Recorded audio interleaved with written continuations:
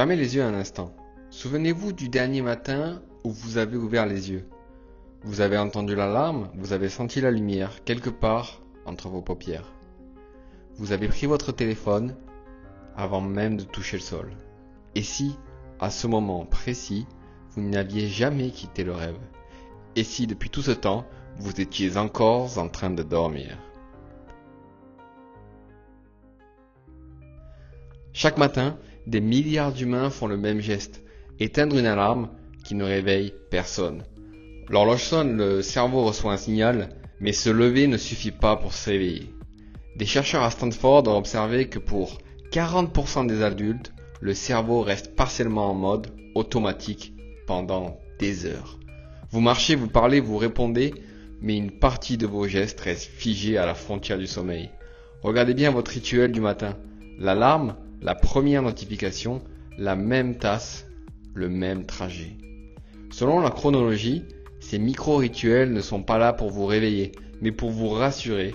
Votre cerveau sait quoi faire. Ce n'est pas un réveil, c'est un programme. La preuve est partout. Plus de 60% des gens regardent un écran moins de 5 minutes après avoir ouvert les yeux. Une porte qui s'ouvre sur une cage. Vous pensez que c'est votre volonté qui vous lève chaque matin? En réalité, c'est une chorégraphie biologique. Un signal lumineux frappe vos yeux, la mélatonine s'effondre, le cortisol grimpe.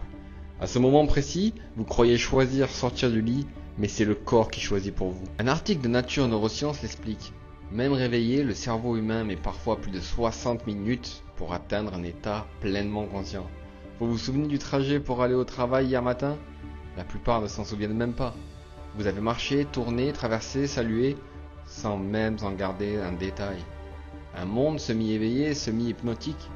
Vous appelez ça la routine, mais c'est peut-être encore qu'un rêve. Ouvrez votre agenda, vos mails, vos messages, ils vous attendent déjà. Les neuroscientifiques parlent de sommeil éveillé, un état où l'activité cérébrale se cale sur un pilote automatique. Vous croyez vous lever pour vivre, en réalité vous vivez pour vous répéter. Chaque jour ressemble au précédent, chaque réveil ressemble au premier. Et si, au fond, vous ne vous étiez jamais vraiment réveillé? Chaque jour vous marchez dans un couloir de verre, vous pensez l'avoir choisi. Regardez autour de vous, la plupart vivent dans un cycle de 5 étapes. Se lever, se connecter, produire, consommer et dormir. Répéter, répéter. Un humain moderne passe en moyenne plus de 4 heures par jour sur son smartphone. C'est le premier geste du matin et c'est le dernier geste de la nuit. Le psychologue Adam Alter l'appelle la boucle infinie, un cycle conçu pour capter l'attention, pas pour la libérer. Vous ne lisez pas une info, vous scrollez, vous ne terminez pas un livre, vous passez à une vidéo. Vous ne vous reposez jamais. Votre tête, même en plein jour, ne se déconnecte jamais. Chaque micro-dopamine vous tient éveillé, mais jamais vraiment conscient. Vous croyez que votre alarme est votre réveil. En réalité, votre vrai réveil, c'est votre téléphone. Avant même de dire bonjour, vous dites j'accepte. Les notifications sont votre premier bulletin météo. Chaque ping devient une piqûre de rappel. Restez branché, restez actif, restez visible. Selon une étude, 85% des jeunes adultes consultent leur téléphone dans les 15 premières minutes au réveil. Un écran à la place du ciel, une lumière bleue à la place de la lumière du jour. Vous ouvrez les yeux sur une simulation du monde et pendant ce temps, le monde, le vrai monde, reste flou derrière l'écran. On vous dit que vous êtes libre de couper votre réveil, de jeter votre téléphone, de sortir marcher. Mais combien le font vraiment?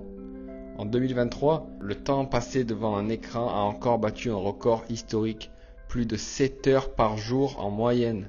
Les économistes parlent de l'économie de l'attention, mais surtout une économie du sommeil éveillé.